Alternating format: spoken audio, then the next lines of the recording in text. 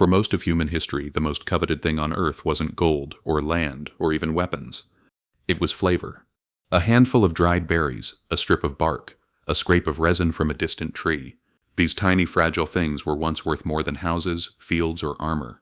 Peppercorns were treated like gems. A sack of nutmeg could buy property. A little cinnamon could erase a lifetime of debt. It sounds ridiculous in a world where spices sit in cheap plastic jars next to the salt. But for nearly 1,000 years, spices were so valuable that empires killed for them, kingdoms went bankrupt chasing them, and ships carried men to their deaths trying to find them. Welcome to Financial Drive, where money, power, and history collide, and nothing is ever as simple as it looks. Long before the modern age, before Wall Street, oil futures, or container ships, the global economy ran on spices. Not just because they made food taste better, but because they solved problems nothing else could solve. Spices preserved meat before refrigeration. They helped disinfect wounds before antibiotics. They masked the taste of rot in a world without freshness on demand. They were used in medicine, ritual, and perfume. They turned a peasant's dish into a nobleman's feast. In medieval Europe, a dish scented with cinnamon, cloves, or saffron wasn't just food, it was a signal. It said, I am above survival. I can afford luxury. In an age of scarcity, spices looked a lot like magic. And anything that looks like magic turns into money. A bland continent, a burning desire. Picture Europe in the 12th century. Cold winters, short growing seasons, lives lived close to the soil and rarely far from home. Most people ate the same thing, day after day. Bread, porridge, salted meat, dried fish. In winter, food was preserved, not fresh, and it tasted like it. Yet at the tables of nobles and merchants, something different was happening. Dishes glittered with exotic flavors, pepper from India, cinnamon from Sri Lanka, cloves from the Spice Islands, saffron from the Eastern Mediterranean.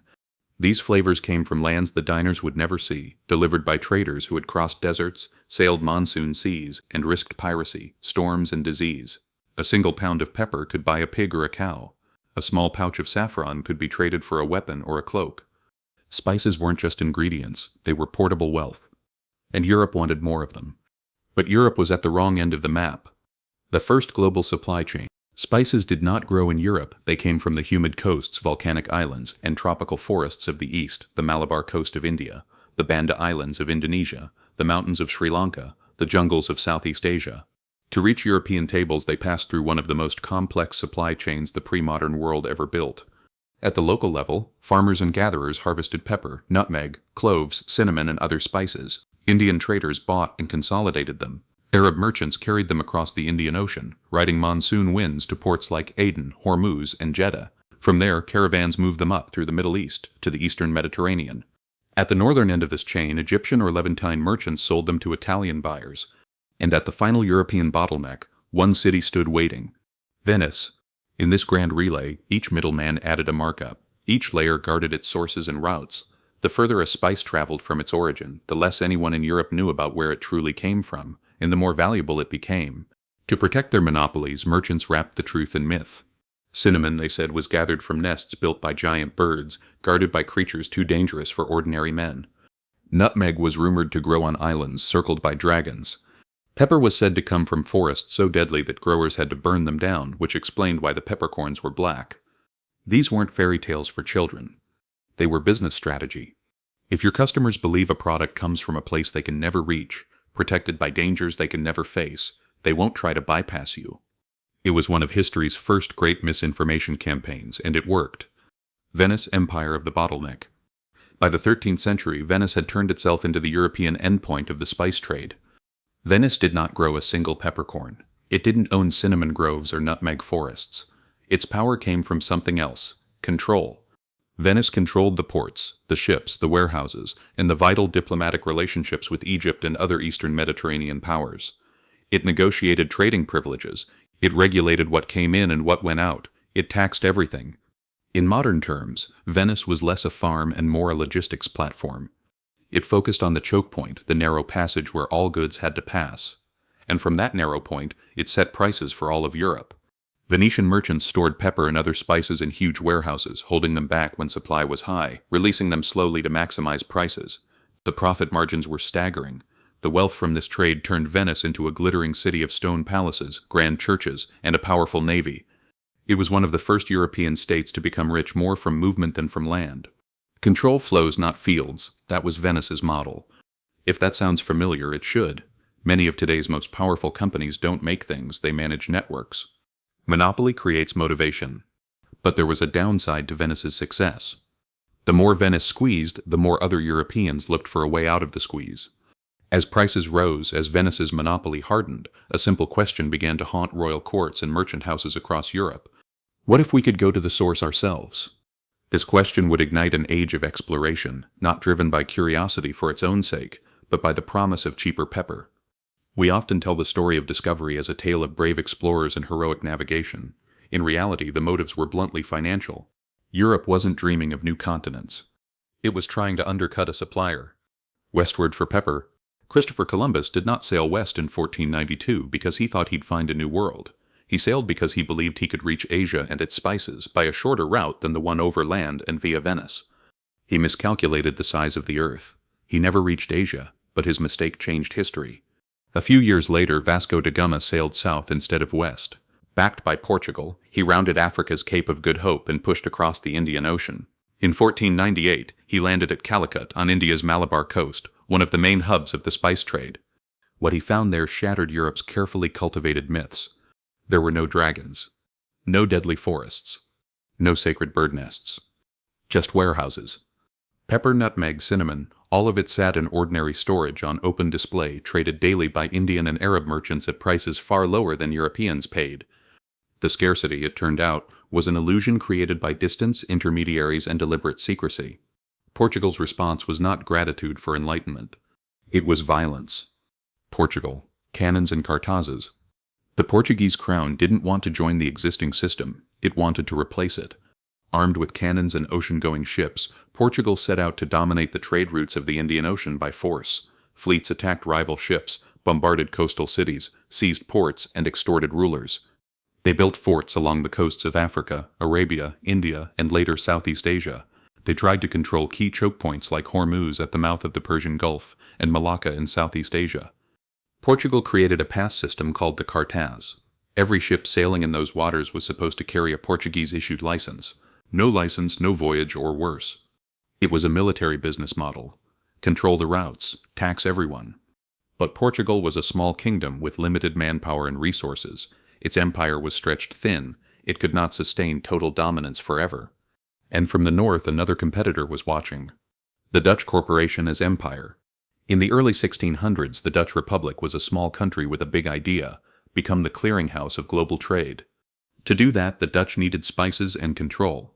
But they approached the problem with a new kind of institution. In 1602, they formed the Verenigde Oost-Indische Compagnie, the Dutch East India Company known as the VOC. The VOC was something the world had never seen before. A corporation with powers normally reserved for states. It could raise capital by selling shares. It could pay dividends. It could build forts, maintain armies and fleets, sign treaties, and wage war. It could administer territories and enforce laws. The VOC's central strategy was simple. Don't just trade spices, monopolize them. Their primary target was the Banda Islands in present-day Indonesia, the only place on Earth where nutmeg grew naturally. Nutmeg was not just flavorful. In Europe, it was believed to have medicinal properties, curing digestion, easing insomnia, even warding off the plague. That made it one of the most profitable products in the world by weight. The VOC did not negotiate for equal access.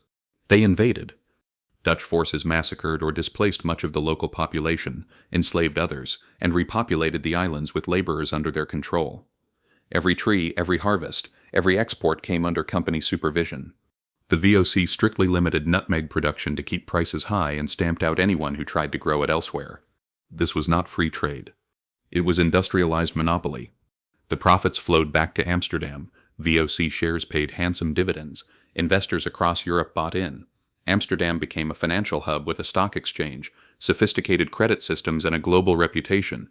Modern finance in many ways was born out of spices enforced at gunpoint. England joins the game. England was late to the Eastern spice trade, but it learned quickly.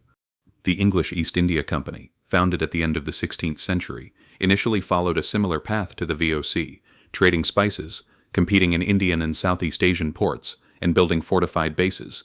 Over time, it shifted its focus from spices to textiles and then to territorial control. By the 18th century, the company exerted direct authority over Bengal and other parts of India. It collected taxes, minted coins, and maintained its own private army. At its height, the East India Company commanded more soldiers than the British Crown, and its decisions shaped the lives of millions. What began as a spice trading venture had evolved into an engine of empire. Corporations were no longer just vessels of commerce, they were political powers in their own right. The second wave, American flavor. While Europeans were fighting over cloves and nutmeg, another transformation was beginning quietly across the Atlantic. When Columbus and later explorers reached the Americas, they encountered plants the Old World had never seen. Chili peppers, vanilla, cacao, allspice, tomatoes, maize, potatoes, and more. At first, Europeans focused on gold and silver, but over time, some of these plants became economic forces of their own. Chili peppers spread from the Americas into Africa, India, and Asia with astonishing speed. Within decades, Indian curries, Sichuan dishes, and Korean stews began to incorporate this New World heat.